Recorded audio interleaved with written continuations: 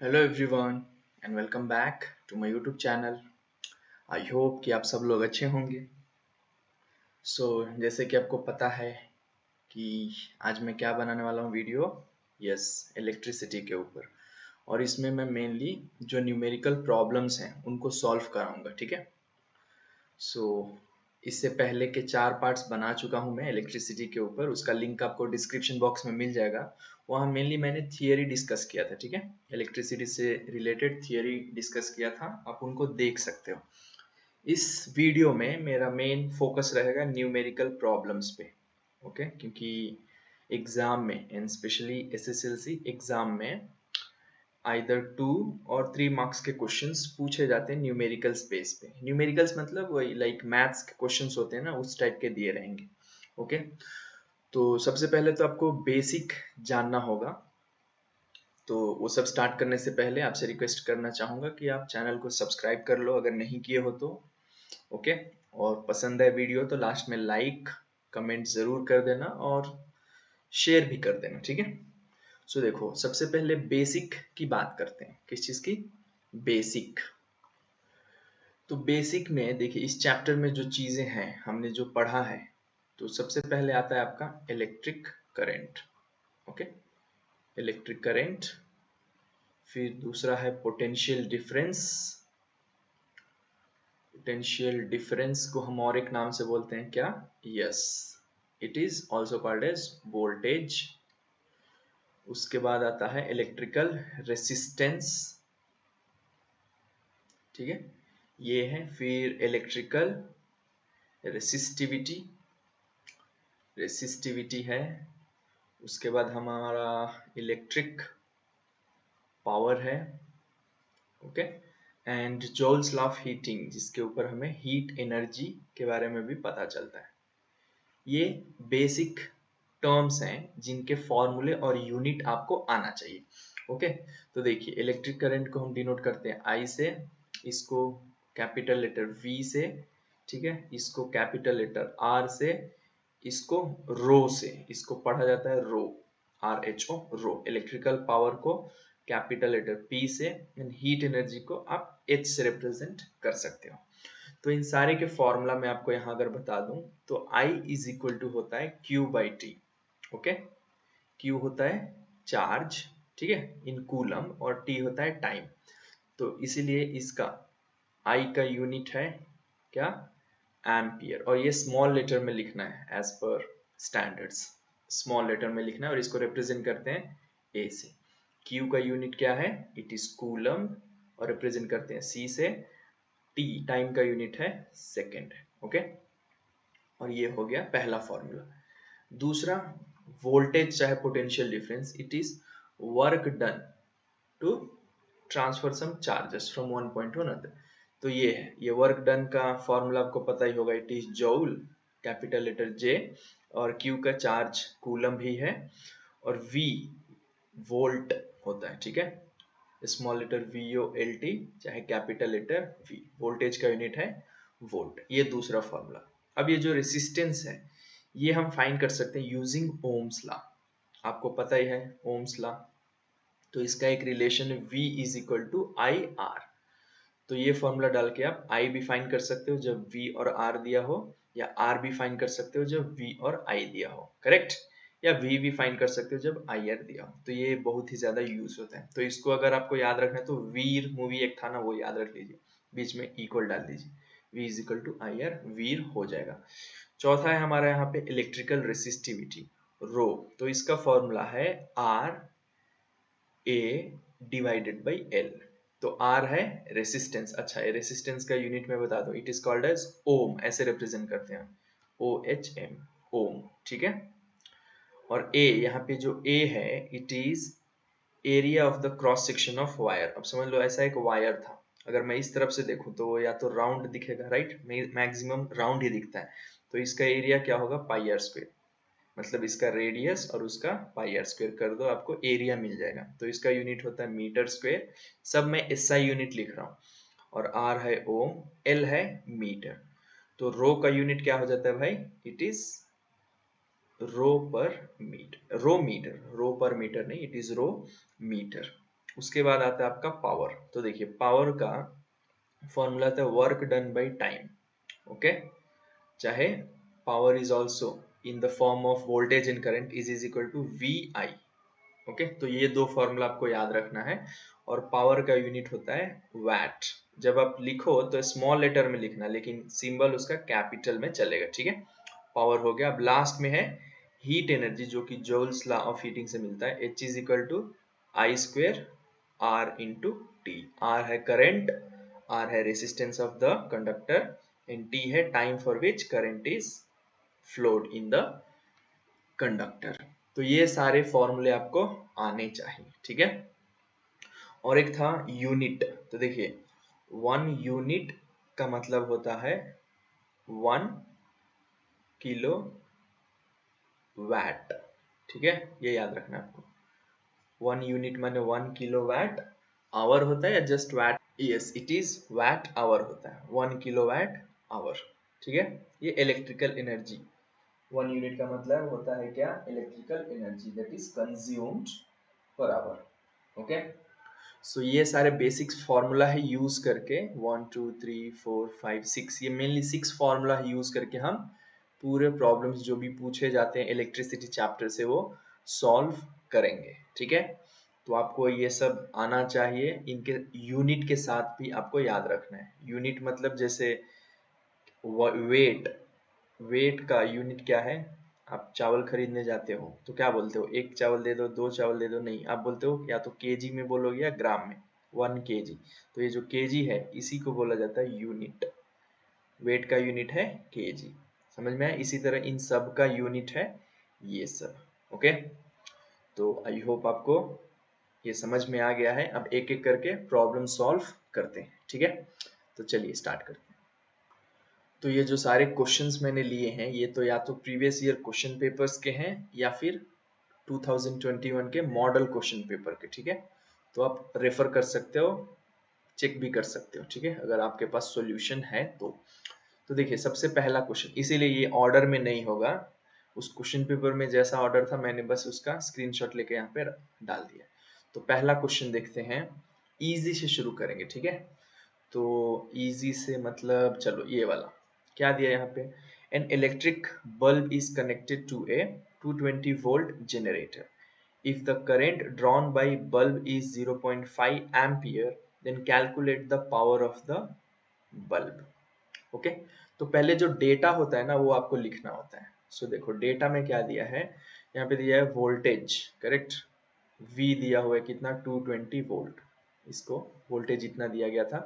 और करंट कितना था, that is I is equal to 0.5 ampere. Then calculate the power. तो देखिए अभी मैंने बताया था पावर फाइंड करने के एक ये फॉर्मूला है VI, तो ये आपको याद होना चाहिए। तो power will be equal to 220 into 0.5। 0.5 मतलब होता है आधा, तो 220 का आधा होगा 110, और इसका यूनिट क्या है, watt. So this is the answer. ये सब 1 मार्क के क्वेश्चंस हैं ये वाले इस टाइप के। तो ऐसे आपको डेटा लिख के मेन फॉर्मूला आपको पता हो जाना चाहिए। अच्छा ये फॉर्मूला से हम इसको कर सकते हैं। समझ में आया ना आपको? चलिए आगे बढ़ते हैं अगले इजी क्वेश्चन की तरफ। तो अगला इजी क्वेश्चन जो दिख रहा है वो ये है, ठीक है।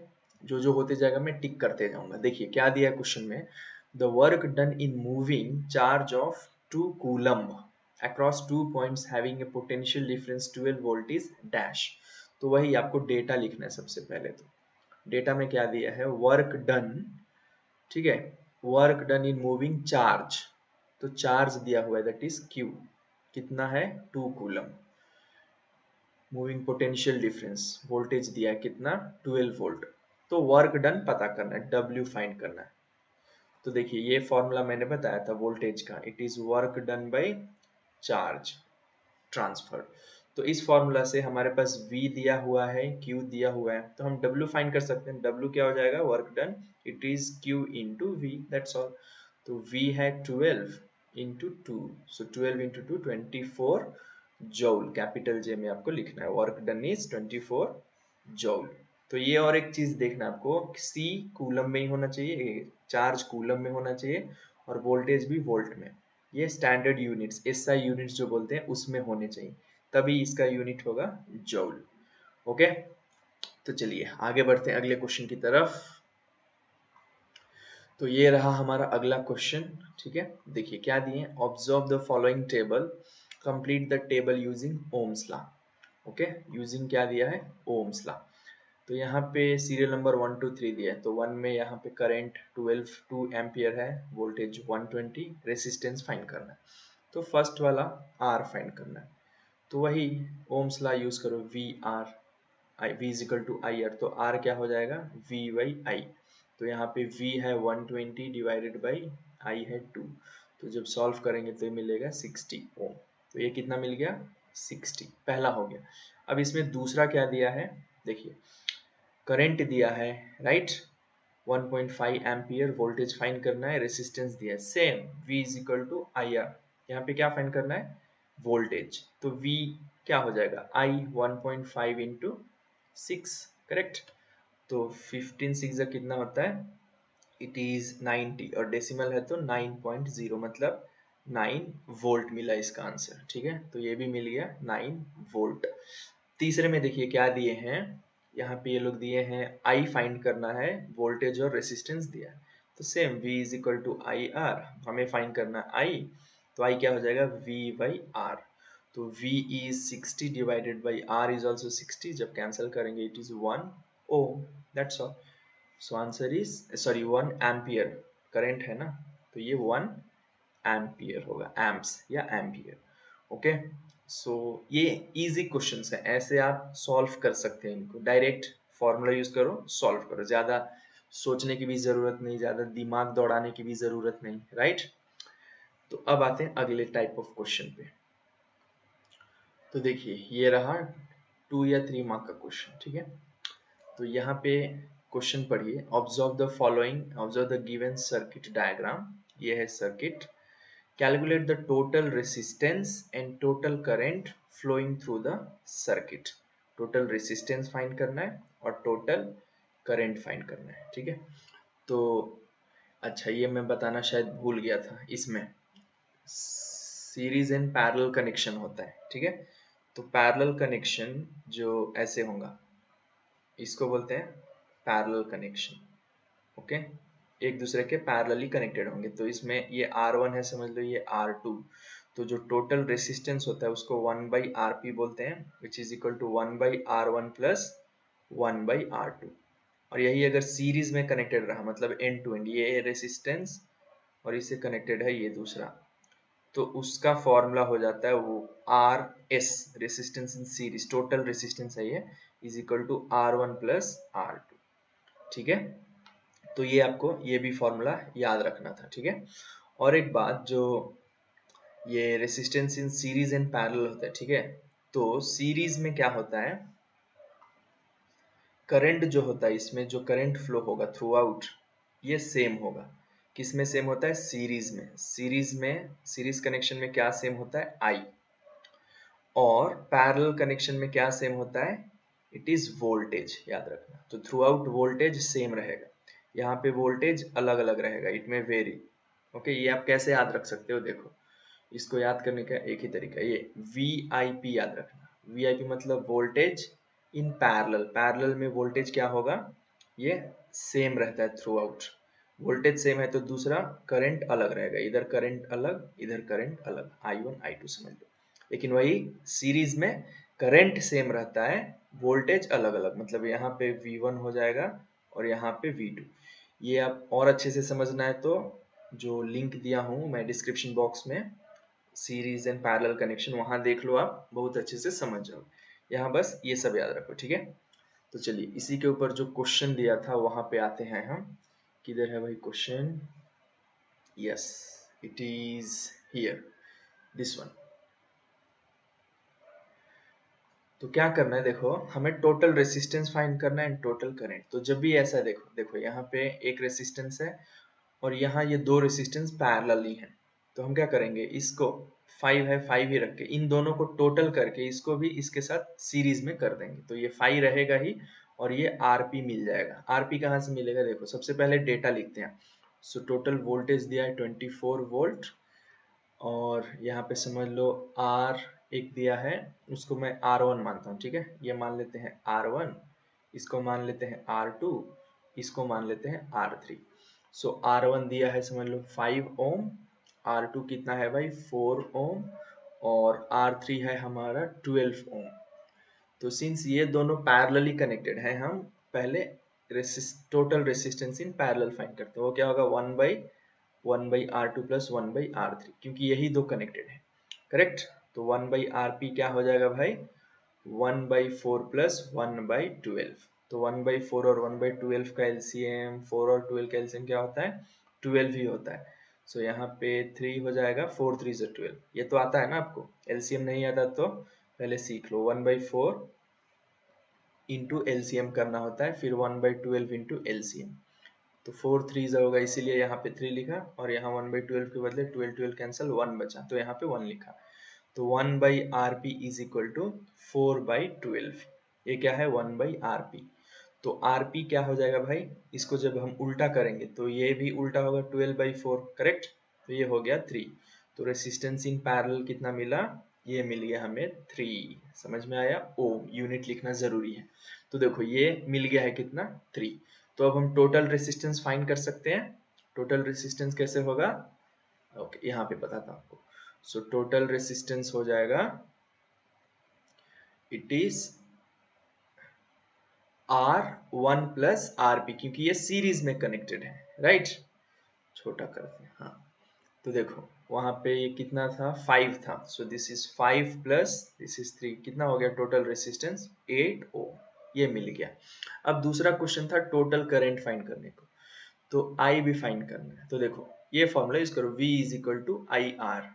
तो I क्या हो जाएगा voltage divided by total resistance, हमें टोटल लेना है, ये टोटल रेसिस्टेंस लेना है। तो वोल्टेज क्वेश्चन में दिया है कितना, हमने अभी लिखा इधर इट इज 24, और टोटल रेसिस्टेंस अभी फाइंड किया वो कितना है 8। तो जब हम सॉल्व करेंगे सो ये I कितना मिलेगा 8 3 एम्पियर, दैट्स ऑल। तो this is total current and this is total resistance. तो ऐसे आपको सॉल्व करना है, जब भी ऐसा दे तो पहले पैरेलल वाले को सॉल्व कर लीजिए, फिर उसको इसमें सीरीज में डाल दीजिएगा, दैट्स ऑल। ओके, चलो बढ़ते हैं अगले क्वेश्चन की तरफ। सो अगला क्वेश्चन यह है, आप देख सकते हो ये भी सिमिलर बेस्ड है, उसी के जैसा जो अभी हमने किया। क्या दिया यहाँ पे, ऑब्जर्व द गिवन सर्किट, ये रहा circuit, calculate the total resistance in circuit, total resistance and total current flowing through the circuit. ये भी सेम उसी जैसा है, बट यहाँ पे देखो ये तीन पहले पैरेलली कनेक्टेड है। अब ये तीनों अगर अकेला कर दिया जाए ऐसे, तो ये किसके साथ कनेक्टेड है, इसके साथ, सीरीज के साथ, क्योंकि इसको मैं इधर लाऊं तो ऐसे दिखेगा, करेक्ट। तो पहले ये रेसिस्टेंस इन पैरेलल, फिर इन दोनों को सीरीज, क्योंकि ये एंड टू एंड कनेक्ट हो रहा है, करेक्ट। तो ये 5 और ये हम ऐड कर देंगे सीरीज में, तो वो मिल जाएगा टोटल रेसिस्टेंस, राइट। तो देखिए सबसे पहले रेसिस्टेंस इन पैरेलल फाइंड कर लेते हैं, मैं डायरेक्ट करूंगा, आप एग्जाम में R1 R2 R3 वैसे लिख के करो, ठीक है।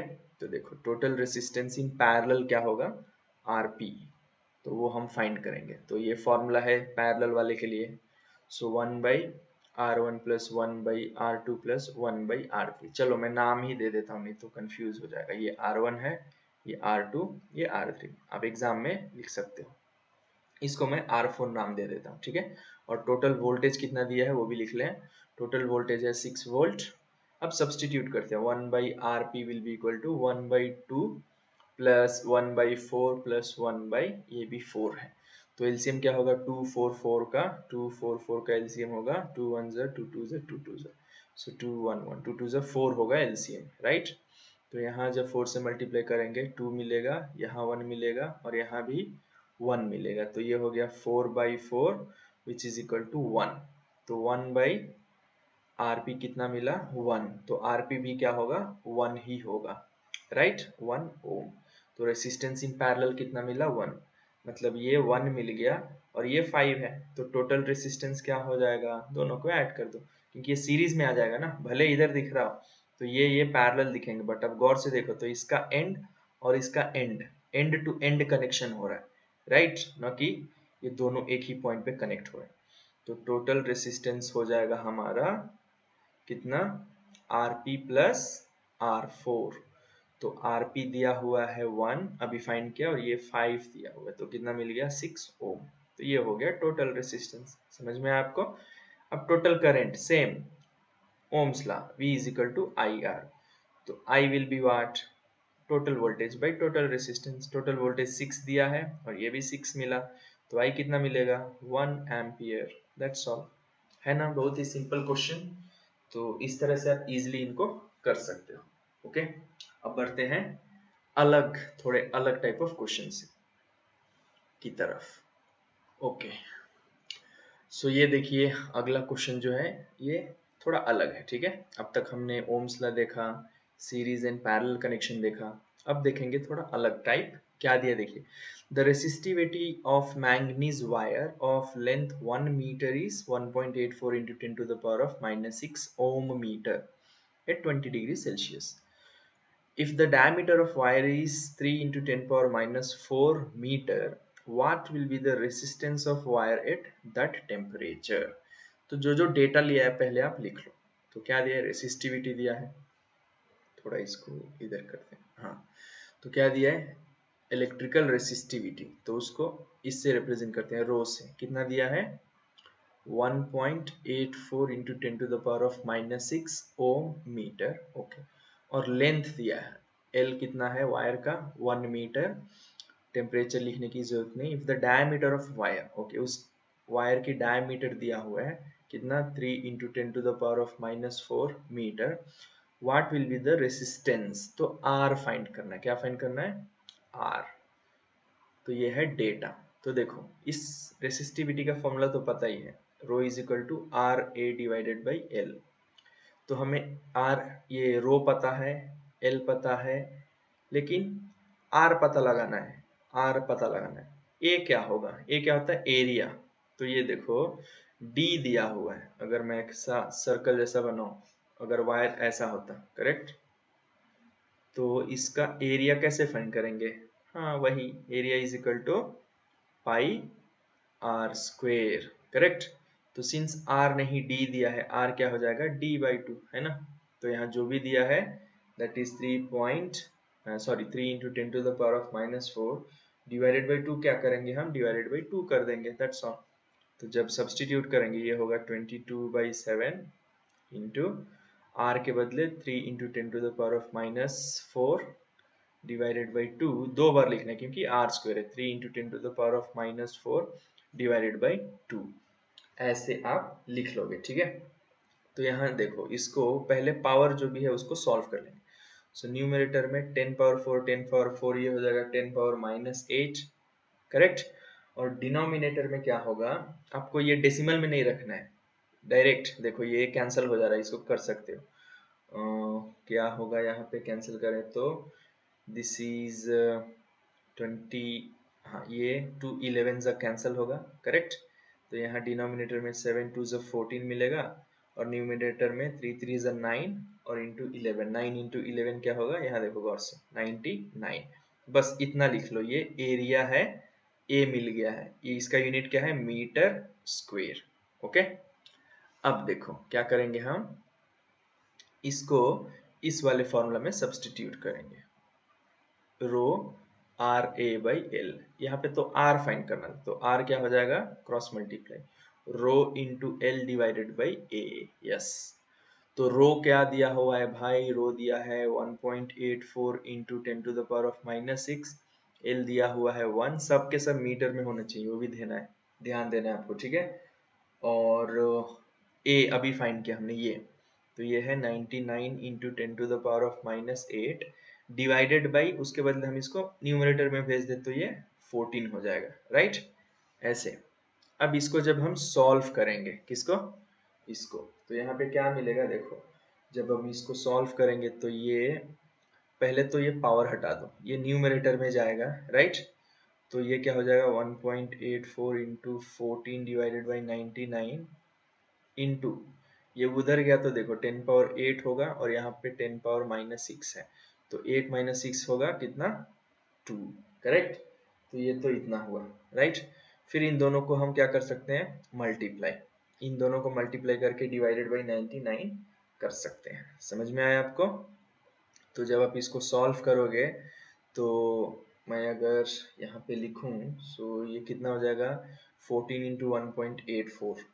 सो ये लगभग इसको अगर 2 समझे तो 28 हो रहा है। 14 टू 28, सो 28 इंटू 100 हो जाएगा ये। 10 स्क्वायर इज 100, तो लगभग इसका आंसर 26.2 ऐसे आएगा।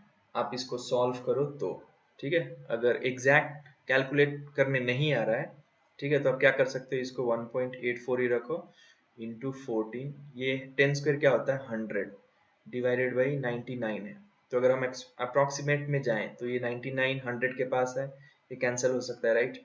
फिर 1.84 लगभग 2 के करीब है, तो 14 टू 28, लगभग इतना आंसर आप लिखोगे तो भी चलेगा। बट मेक श्योर कि देखो ये एग्जैक्ट आंसर है, तो बेहतर होगा कि इसको कैलकुलेट करके ही डिवाइड करो, then it will be better. Okay, वरना 2 ओम का वेरी हो रहा है, बट देख लो आप, this will be better. Okay, क्योंकि यहाँ हमें बहुत ज्यादा राउंड ऑफ कर दिया। सो this is approximate answer not exact. Okay, approximate आप लिख सकते हो यहाँ पे, अंडरस्टूड।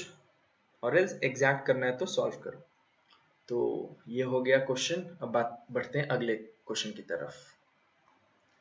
तो देखिए यहाँ पे और एक क्वेश्चन सेम मेथड में दिया हुआ है। A copper wire has diameter 0.5 mm। Okay, यहाँ mm दिया हुआ है। And resistivity 1.6 into 10 to the power of -8 ohm meter। What should be the length of wire? L find करना है to make resistance of 10 ohm। तो same वही formula, rho is equal to R A divided by L. यहाँ पे find क्या करना है L, तो एल क्या हो जाएगा आर ए बाई रो। तो देखो रो भी दिया हुआ है, आर भी दिया है, बट डी दिया है, तो डी से हम क्या यूज कर सकते हैं, ये एरिया का formula, pi R is equal to 8 D by 2। तो आर स्क्वेयर क्या होगा डी स्क्वेयर बाई 4, ऐसे भी कर सकते हो, मतलब आर स्क्वेयर के बदले डी स्क्वेयर बाई 4 भी लिख सकते हो। ओके, तो जब देखो इसको हम पहले एरिया, बट एमएम में है ये डायमीटर, तो इसको मीटर में कन्वर्ट करना है। आपको पता है ना 1 मीटर में 1000 एमएम होता है, करेक्ट। तो जब अगर एमएम को मीटर में कन्वर्ट करना है तो उसको 1000 से डिवाइड करना होता है, राइट। मतलब 1 mm इज इक्वल टू जो भी है into 10 to the power of, ये ऊपर जाएगा तो -3 मीटर बन जाएगा।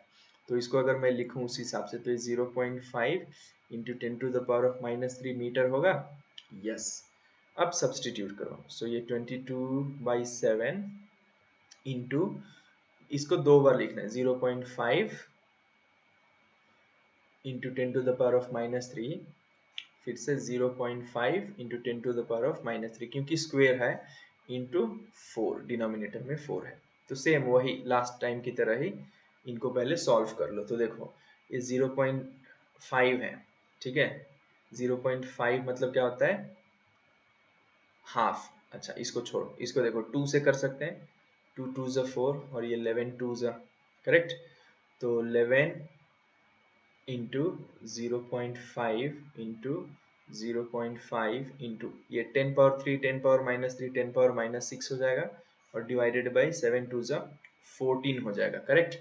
अब देखो यहाँ पे हम और एक चीज कर सकते हैं क्या, ये 11 इंटू 0.5 को क्या लिख सकते हैं 5 डिवाइडेड बाई 10, करेक्ट। उसी तरह इसको भी 5 डिवाइडेड बाई 10 लिख सकते हैं, है ना, ये दोनों, क्योंकि 5/10 क्या होता है 0.5। ये सब कैलकुलेशन ही है, तो आपका मैथ्स अच्छा है तो कर सकते हो। तो ये हो गया, ये 10 पावर -6 ही था, ये 14 इधर ही लिख लो।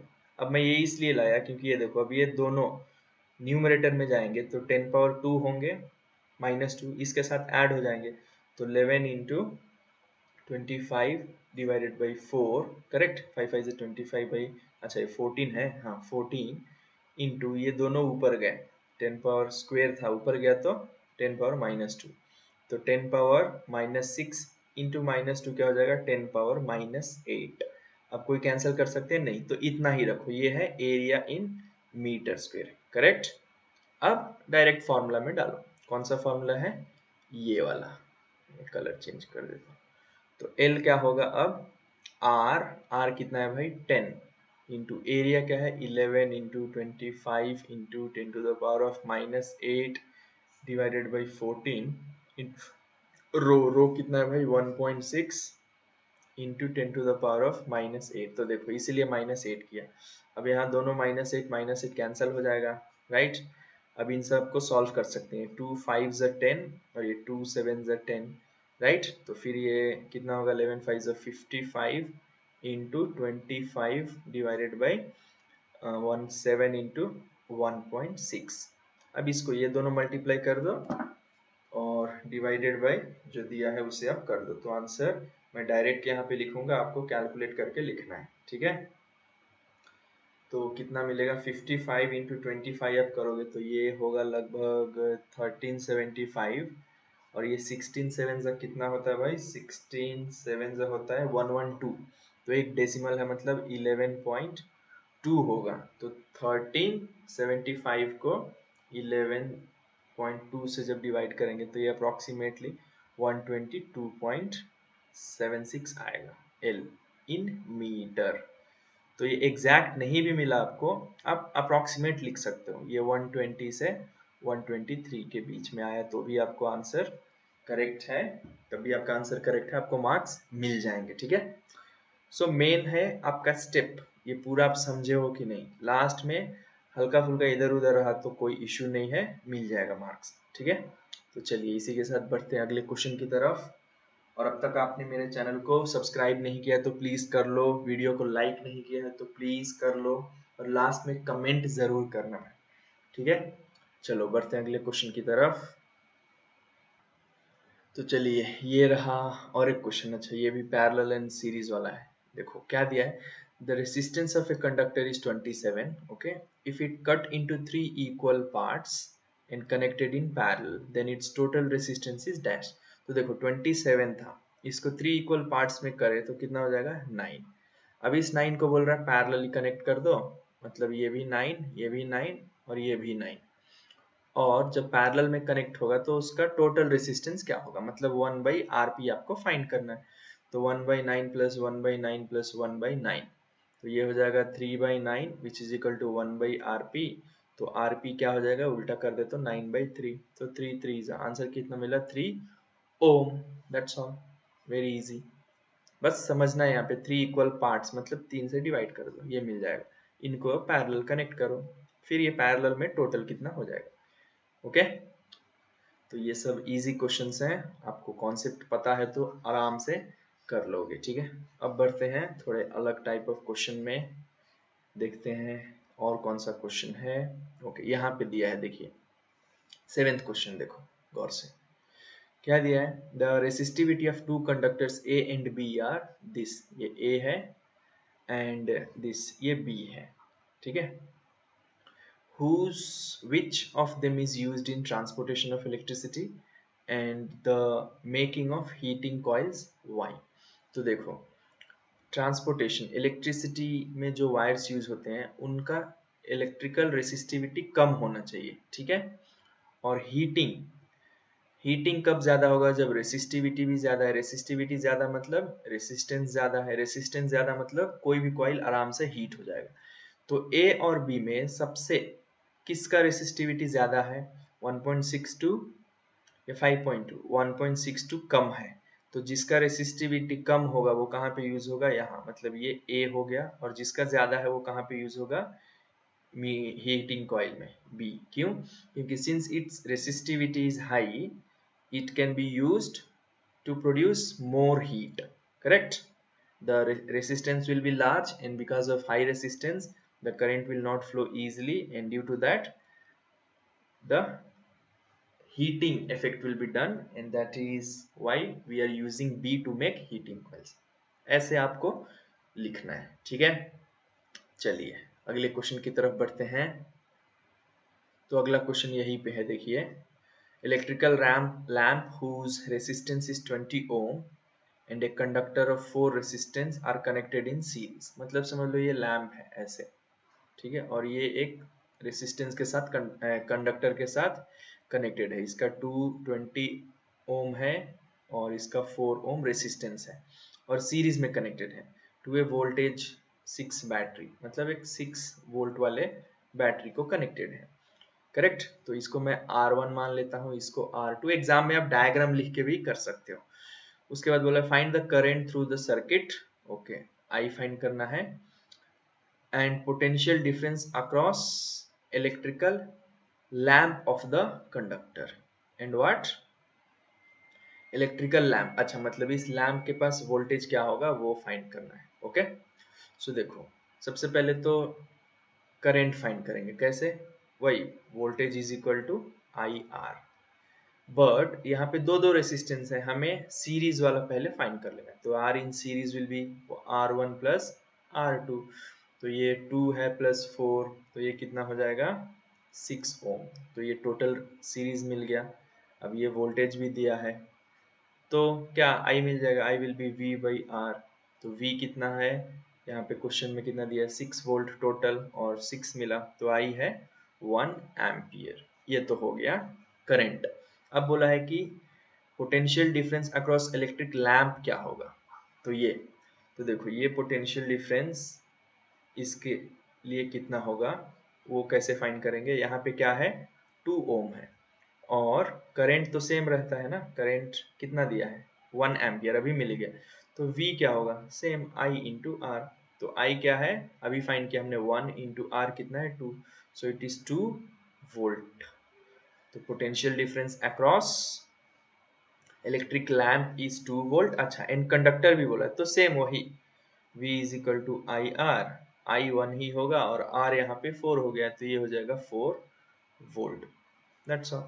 तो potential difference across electric lamp is 2 volt and along conductor is 4 volt.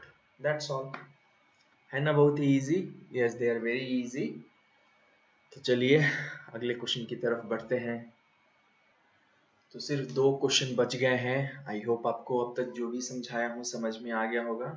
ये सब आप प्रैक्टिस करना, ये जितने क्वेश्चंस हैं ये करने के बाद आप टेक्स्ट बुक के क्वेश्चंस लो, उनको सॉल्व करो, और भी कोई प्रीवियस ईयर का क्वेश्चन पेपर मिल रहा है वहां से लेके सॉल्व करो। सबसे ज़रूरी यही है, text book and previous year question paper, वो जो लोग बना के बेचते हैं लाइक मॉडल टाइप, ठीक है, वो सब मत करना, ठीक है, बिकॉज वहाँ पे थोड़ा डिफिकल्ट लेवल हाई हो जाता है, और वो ऐसे क्वेश्चंस देते हैं जो तुम्हारे ये यूजफुल नहीं होगा। तो बेहतर है text book, previous year question paper, और जो बोर्ड से तुमको मॉडल पेपर मिला है वो ये साल का ले सकते हो, पिछले साल का ले सकते हो, उसके पहले वाले साल का मॉडल पेपर लेके कर सकते हो, ठीक है, but don't follow those scanner type of questions. चलो, तो आगे बढ़ते हैं इस क्वेश्चन की तरफ। क्या दिया है, complete this diagram by connecting two resistors R1 and R2 in series between A and B। okay, तो A and B सीरीज में हो गया R1 R2। ओके, अब आगे क्या दिया है, ये बाकी जैसा था वही रहेगा, यहाँ K रहेगा। अब यहाँ पे कुछ और बोला था, क्या दिया है देखो, also connecting two resistance R3 and R4 in parallel between C and D। तो C and D इधर है, तो पैरेलल कैसे कनेक्ट होता है भाई, ऐसे और ऐसे, करेक्ट। और ये कौन सा है, ये है तुम्हारा R3 एंड ये है R4। तो बस यही करना है, खाली आपको डायग्राम अच्छे से बना देना है और कुछ नहीं, दैट्स ऑल। ये हो गया ए बी, ये R3 R4 C D और ये एम्पियर, इतना करोगे आपको मार्क्स मिल जाएगा। तो डायग्राम इंपॉर्टेंट है, एक वो सर्किट डायग्राम, एक रेसिस्टेंस इन सीरीज का diagram, and resistors in parallel. Both series and parallel के जो डायग्राम्स हैं टेक्स्ट बुक में, उनको भी अच्छे से प्रैक्टिस करके जाइए, ठीक है। तो चलिए अब आते हैं आखिरी क्वेश्चन की तरफ। आपने देख लिया होगा क्वेश्चन अब तक, हाँ यही वाला है, ठीक है। सो देखिए क्वेश्चन क्या दिया है, an electric refrigerator rated 400 watt is used for 8 hours a day। Electric iron box rated 750 watt is used for 2 hours a day। Calculate the cost of using these appliances for 30 days if the cost of 1 kilowatt hour is ₹3। So ये वही power, electrical energy, उसके ऊपर question है, ठीक है। सो देखो दो चीजें यहाँ पे, एक है इलेक्ट्रिक रेफ्रिजरेटर, राइट, तो यहाँ इसका मैं लिख लेता हूँ। दूसरा क्या है, इलेक्ट्रिक आयरन बॉक्स, राइट, यहाँ लिख लेता हूँ। तो इसमें जो पावर लग रहा है ये कितने पावर का है, 400 वाट का। इसको कितना टाइम यूज कर रहे हैं, 8 आवर्स। एक दिन में कितना, 8 आवर्स एक दिन में। और इसका पावर क्या है, 750 वाट। और ये कितना यूज हो रहा है, 2 आवर्स पर डे, करेक्ट।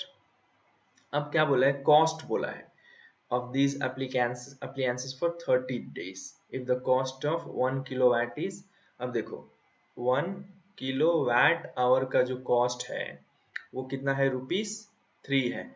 तो आपको इसका क्या फाइंड करना है, इलेक्ट्रिकल एनर्जी, ठीक है। और इसका इलेक्ट्रिकल एनर्जी कितने दिनों के लिए, फॉर 30 डेज, इसका भी 30 डेज। फिर इन दोनों को ऐड कर देंगे, जो टोटल एनर्जी मिलेगा किलोवाट आवर में, उसको किससे, 3 से मल्टीप्लाई कर देना है, दैट्स ऑल, और कुछ नहीं। तो ये पहले करते हैं कि electrical energy consumed by electrical refrigerator in 30 days. मैं वैसा इन 30 डेज करता हूँ। तो क्या हो जाएगा, देखो 400 करेक्ट वाट है, एक दिन में 8 घंटे, लेकिन कितने दिनों के लिए यूज हो रहा है, 30। तो इलेक्ट्रिकल एनर्जी का कौन सा फॉर्मूला, देखो power is equal to work done by time. तो वही वर्क डन चाहे इलेक्ट्रिकल एनर्जी सेम होता है, W is equal to P into T, right. So power into time, यही फॉर्मूला यूज कर रहे हैं। तो पावर है 400, टाइम है 8, लेकिन ये एक दिन का, लेकिन हमें कितने दिन का चाहिए, 30 डेज। तो इसलिए इंटू 30 हम मल्टीप्लाई कर दे रहे हैं। तो जब इसको हम सॉल्व करेंगे तो ये कितना हो जाएगा, 3200 इंटू 30। तो ये 3 2 6, 3 3 9, 3 0 1 2 3, ये मिला इलेक्ट्रिकल एनर्जी। ये क्या है, वाट आवर है, करेक्ट, क्योंकि पावर का वाट है और इसका है आवर। बट हमें चाहिए किलो वाट आवर में, क्वेश्चन में क्या दिया है, किलो वाट आवर। तो यहाँ देखो 96,000 है, तो इसके बदले हम किलो लिख सकते हैं, क्योंकि 1 kilo is equal to 1000, right. तो ये 3 जीरो के बदले किलो लिख लिया, वाट आवर हो गया। तो electrical energy used by electrical refrigerator in 30 days is इतना। उसी तरह electrical energy used by iron box in 30 days, same formula, कौन सा, वही इलेक्ट्रिकल एनर्जी चाहे work done is equal to 750 into time है 2 आवर्स, 30 दिनों के लिए कितना होगा। सो 750 इंटू 32 जो 60, तो ये कितना हो जाएगा भैया, जब हम मल्टीप्लाई करेंगे तो ये 6 5 जा 30, 3 कैरी 42 43 40 45, और 2 जीरो ऑलरेडी है। तो यहाँ भी ये हटा दो, क्योंकि ये वाट आवर में मिला, हमको किलो वाट में चाहिए। तो 45 किलो वाट आवर। तो देखो इसका भी मिल गया, इसका भी मिल गया, राइट।